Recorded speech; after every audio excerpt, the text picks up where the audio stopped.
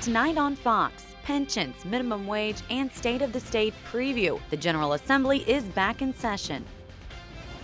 When investigating a crime, the more evidence, the better. But after 20 years, one department has finally run out of room.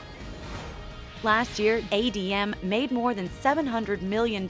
So how did its profits drop nearly 90%?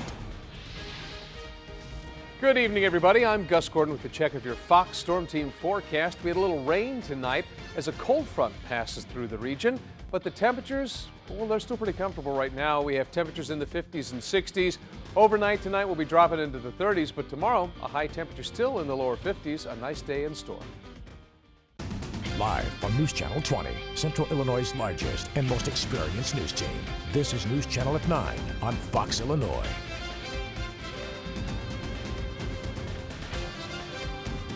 Good evening, I'm Liz Foster. Marianne has the night off.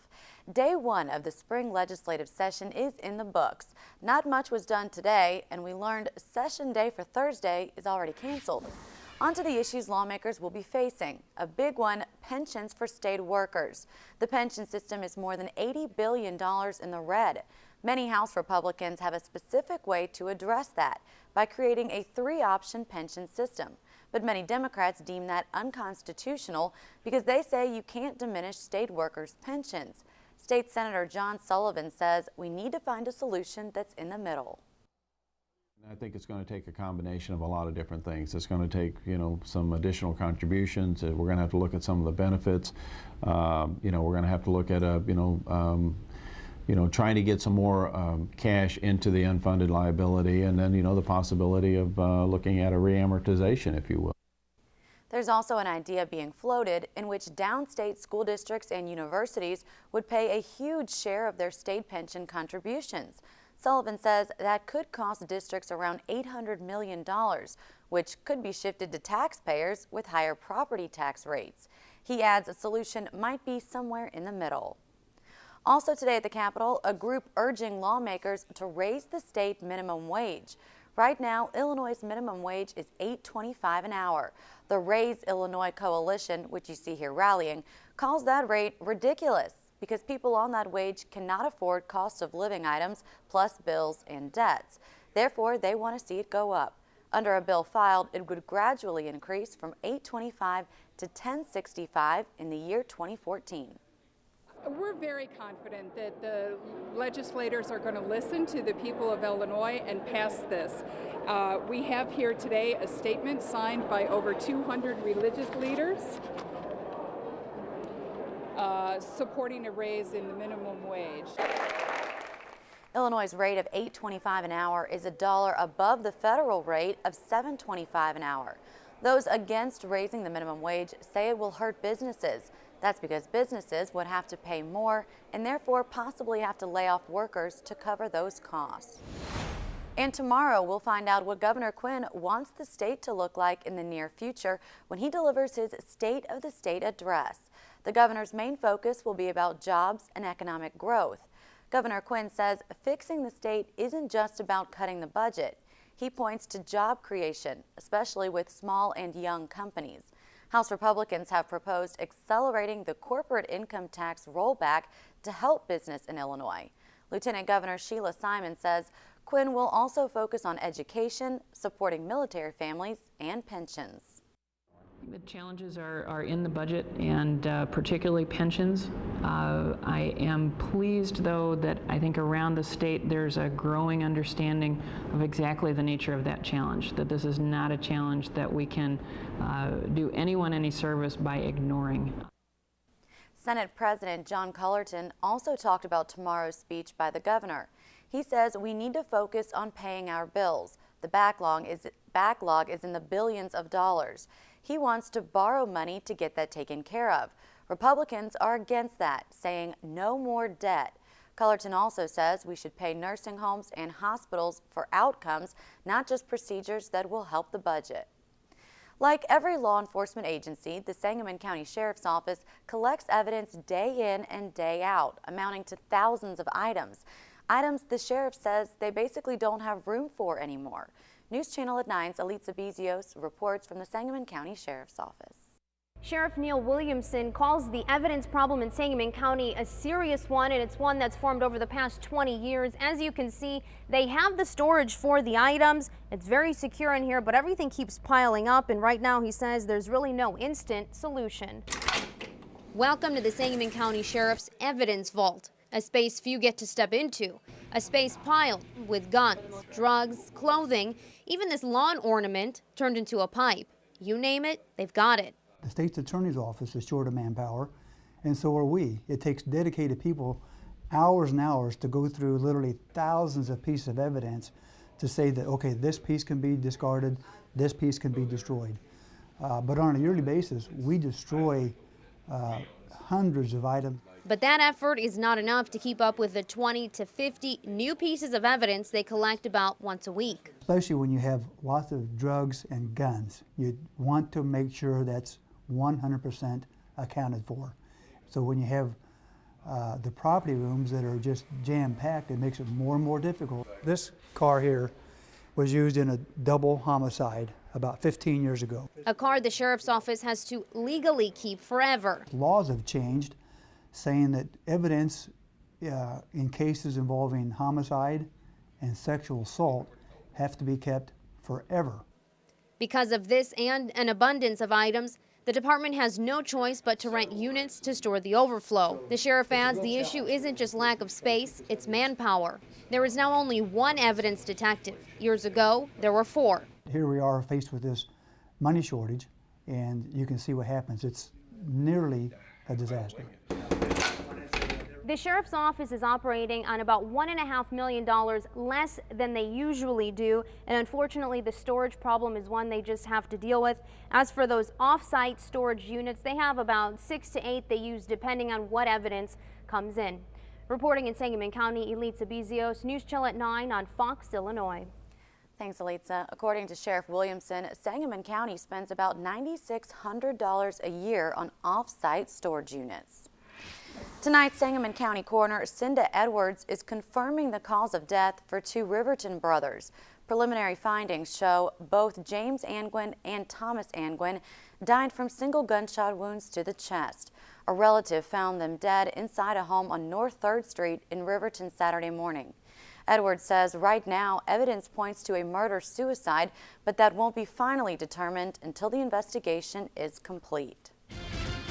A woman convicted of murdering an 18-month-old baby will spend the next 40 years in prison. 35-year-old Jennifer Bernal must serve 100% of that sentence. In 2008, she was babysitting Anthony Joseph Romanato when he died of blunt force trauma. Back in September, a jury took just 4 hours to deliberate before convicting her. Decatur-based company Archer Daniels Midland is reporting some rough second quarter financial numbers, including a drop in earnings of 89% from the same period last year. That drop leaves the company with second quarter earnings of just $80 million. In an earnings call to investors this morning, ADM CEO and Chairman Patricia Swartz described it as a tough quarter with a challenging operating environment. She added the drop was primarily caused by the ongoing weakness in global oilseed margins, lower results in corn, and poor international merchandising results. We're just honored and pleased that they've remained here, and so, you know, having a workforce of 4,000 plus, it's very important to the economic development here in the community. As the largest employer in Decatur and the area's only Fortune 50 company, there may be reason for optimism. A big part of that 89% drop comes from charges stemming from the fallout of a partnership with another company to produce a type of bioplastic referred to as PHA, which is a charge they won't have to take later. If you take this charge out and adjust for other irregularities, earnings are still down, but the income comes in at $648 million. Still ahead here on Newschannel at 9 on Fox, Illinois, a lawsuit against the Urbana School District. Does it fail to stop bullying? We talk with a concerned parent. Plus, it seems like a perfect spring day today, but a year ago, Central Illinois was hit with snow, wind, and sub-zero temperatures. We recap the difference a year can make. Stay with us.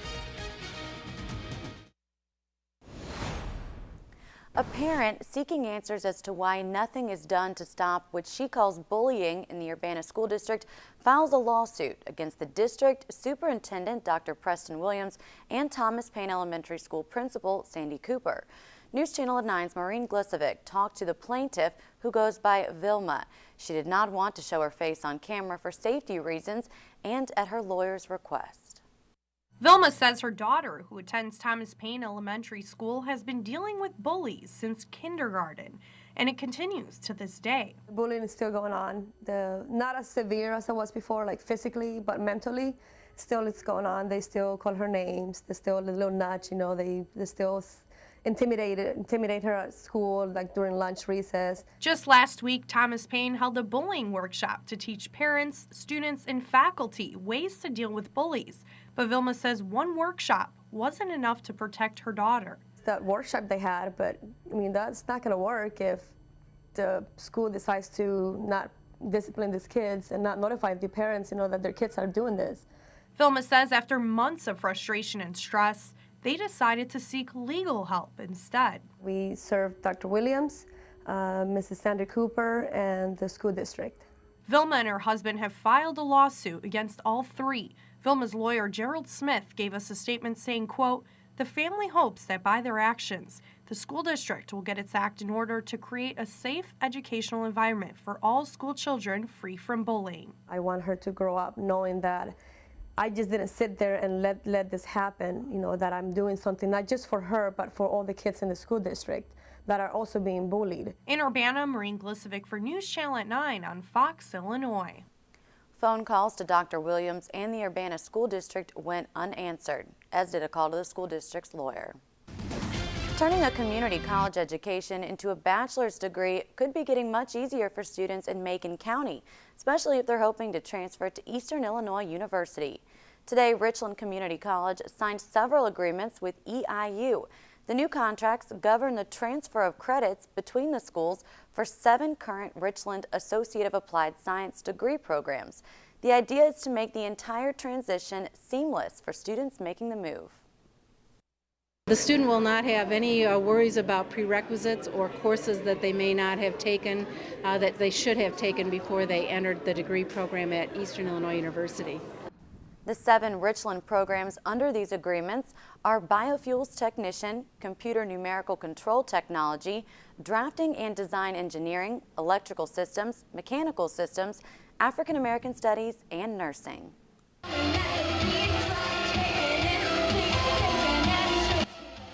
Students at Glenwood Middle School in Chatham today enjoyed their lunch during a concert.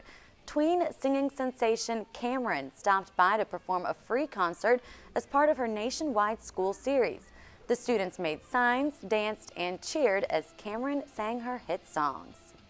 Well, this time last year, there were long lines at grocery stores, people stocking up for a massive blizzard that stretched from Oklahoma to Michigan. But this year, a totally different story. Storm Team meteorologist Kelly Curran has more on the wacky weather. A year ago on February 1st, I was standing in this very spot getting pelted by sleet, snow, 45-mile-per-hour winds, and sub-zero wind chills. This year, I don't even need a coat. This was the picture February 1st and 2nd, 2011. This year, the picture is much different. Said I'm going to go home and change clothes and go fishing. I'm going out to Sandcrest and jig for some crappie. It's a beautiful day. It's probably 60s, I guess. And here I'm out riding my motorcycle. You know, couldn't be better than that. Brian Davis from the Sangamon County Highway Department remembers the storm all too well. Looking over some of the numbers again this morning, it's looked like we spent about 790 hours of overtime that was put in by our men that were driving our 20 plows. Nearly a foot of snow fell in Springfield, with even more to the north and west. And this year? As you can see, some of our plows here in the background don't even have a blade on them right now. But Davis isn't complaining. A lot of our ditching crews are still out cleaning up some of our ditches in the county this time of year. That's work that we never would have normally be doing. And neither is Beverly Dixon. Any day that you got nice weather like this, you need to get out and enjoy it. Of course, winter isn't over yet, and we still have more chances for snow. We'll take a look at what's in store for next week coming up in your Fox Storm Team forecast.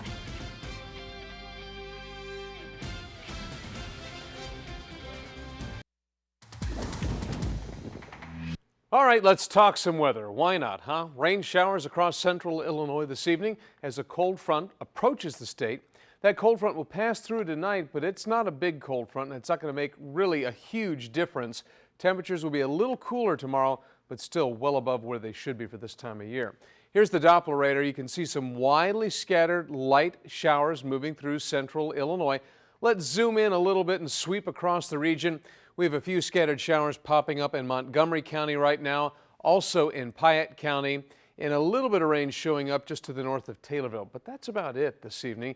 It's not terribly impressive, and some areas will get enough just to settle the dust, and you don't hear that very often in the last day of January, do you?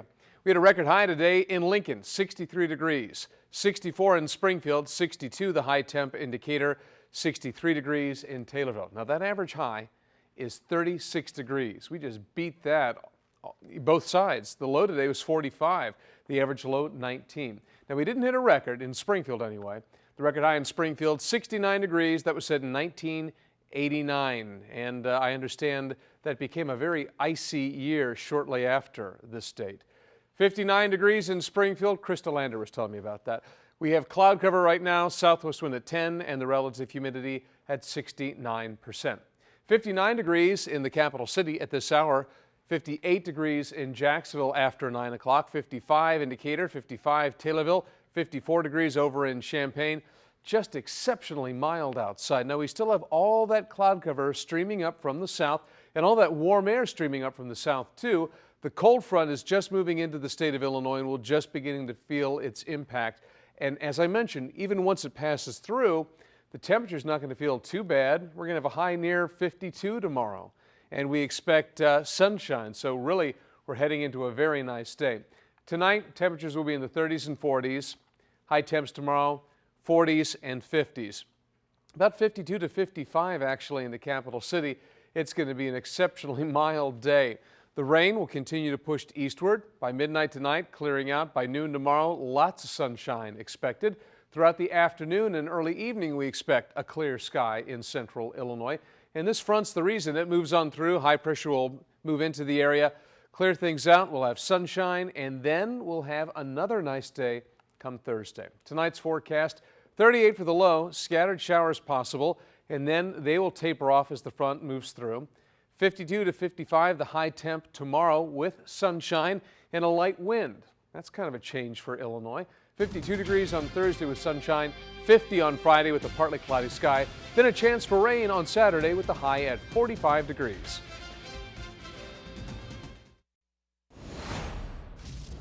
It came as a very welcome surprise for Carle Hospital. A U.S. News and World Report names Carle one of the country's best regional hospitals. Patient ratings for overall experience and several specialty areas ranking in the high-performing category are just a few reasons for the recognition. The CEO of Carle Foundation says working in medicine is difficult due to changes in healthcare, but one aspect still remains the same as always. Really focusing on providing the best clinical care and not losing sight of that. And it's easy to get distracted in healthcare these days. And so by focusing on what we're really here for, the delivery of healthcare, the awards and recognitions follow. Dr. Leonard adds the recognition won't change the day-to-day activities at the hospital. It'll hopefully only make the employees work to keep the award. It's a day of recognition for MABUS, or Mutual Aid Box Alarm Systems. The system alerts several first responders in an area to large fires or emergencies. And today, the Springfield Fire Department handed out plaques to state representatives and senators who support MABUS. This system was just used on Friday to get 13 departments to Athens quickly for a large church fire. Coming up in Fox Sports, the Illini trying to break out of a 3-game losing streak, hosting Michigan State tonight. Highlights are next.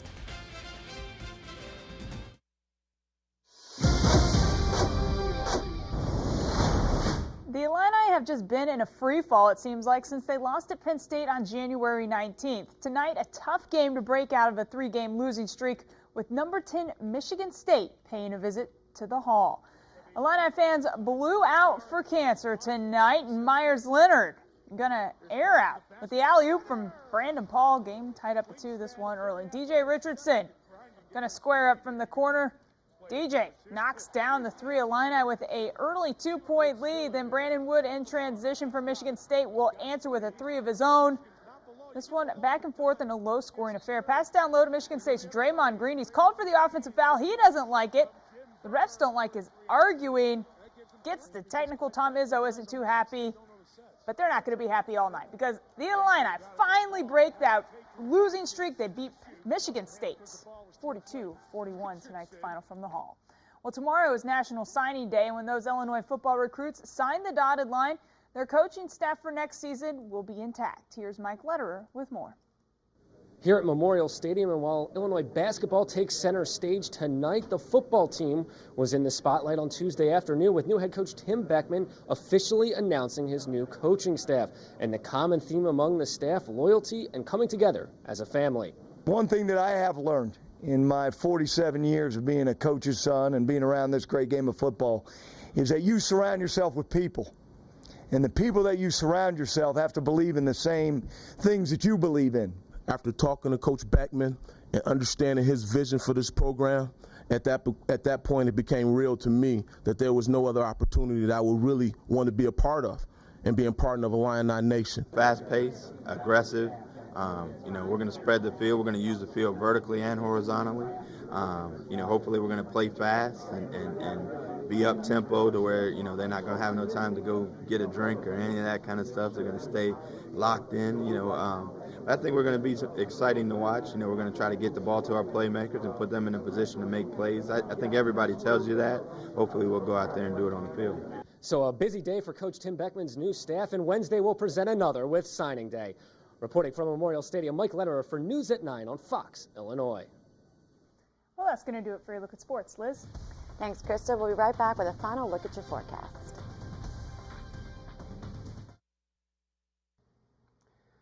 Well, even though a front is moving through tonight, it's not going to make a big change. Well, I guess from 64 to 55 for the high temp tomorrow. But still, at the end of January, the first day of February, that's okay. 52 degrees, the high temp on Thursday. And remember, this time last year, we were dealing with a blizzard in central Illinois. Well, that won't be the case this time around. 50 on Friday with a partly cloudy sky. A chance of rain on Saturday with a high at 45. And then 42 the high temp on Sunday. Liz, back to you. That's it for Fox. Thanks for watching. We'll see you back here tomorrow.